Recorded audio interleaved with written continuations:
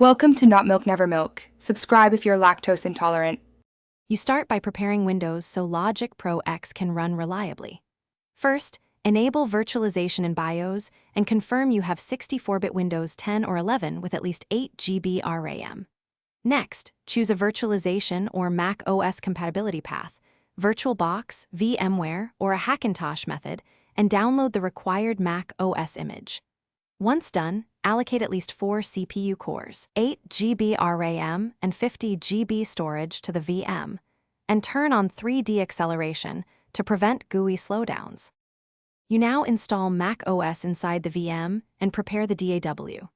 Boot the VM with an EFI image and format the virtual disk apps. Install Mac OS and apply any compatibility patches required by your chosen method. After Mac OS boots, sign in with an Apple ID, update to the nearest supported build, and create an admin account. Then install Logic Pro X from the App Store or copy the installer, add audio unit plugins, and install native ASIO/driver proxies so your audio interface passes through cleanly.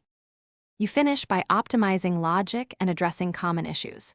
Set the audio buffer to 128/256 samples and choose 44.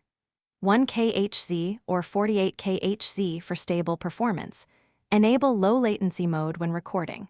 Use USB or Thunderbolt pass-through for your audio interface, or create an aggregate device in audio MIDI setup for multiple inputs. If you encounter GUI lag or audio dropouts, increase the VM RAM, confirm 3D acceleration, and reboot the VM.